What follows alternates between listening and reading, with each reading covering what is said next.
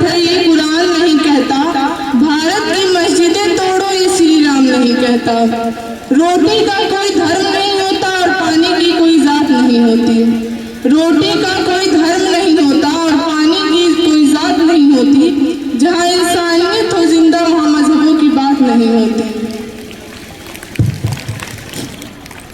इसके बाद मोहम्मद वसीम क्लास 12 वो तैयार रहेंगे। मोहम्मद वसीम क्लास 12 वो इसके बाद तैयार रहेंगे। अस्सलामु अलैकुम रहमतुल्लाह।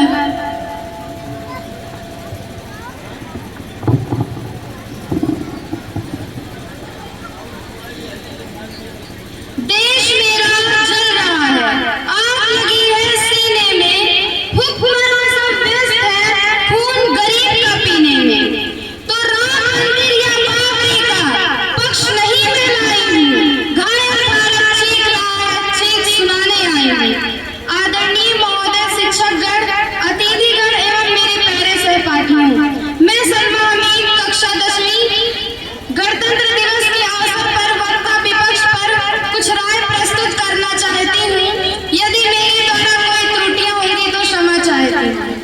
महोदय, दर्द से तब गुजरने लगता है जब मेरी आंखों के सामने पुलवामा, छत्तीसगढ़ में शहीद हुए जवानों के शत विशत अजरे शरीर के टुकड़े, रेत के टीलों से ऊपर जाती लाशों के ढेर और कश्मीर में खून से सनी लाल रंग की सड़कों के दृश्य सामने आते हैं। महोदय, अब तो हमारा तिरंगा झंडा भी हमसे ये पूछने लगा है कि क्या बात है भारत, आजकल मैं फहराने से ज्यादा कफन में दफनाने के काम क्यों आ रहा हूँ।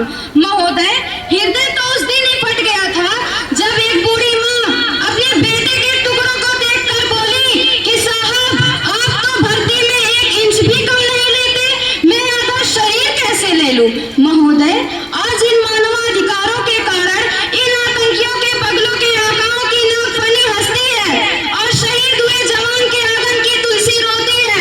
जब एक शहीद हुए जवान की विधवा की बेदना चीख चीख कर ये कहती है कि प्यार भी भरपूर गया, मांग का सिंदूर गया, नन्हे नौनिहालों की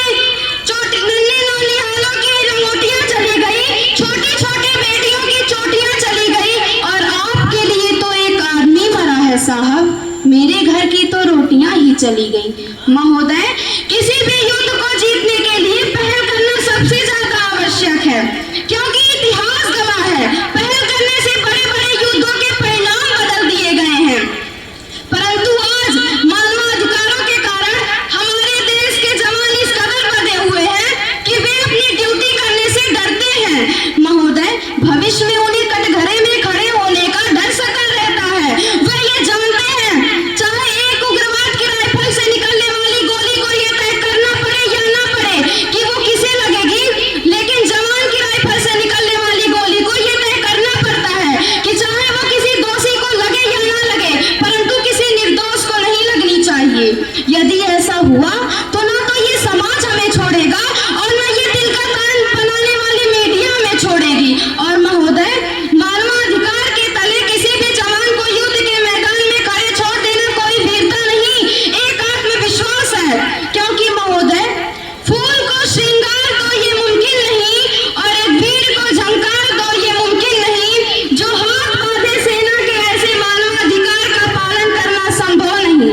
महोदय, आज सत्यनिष्ठा के मार्ग पर चलता हुआ जवान उन नेताओं के पैरों तले दब गया है।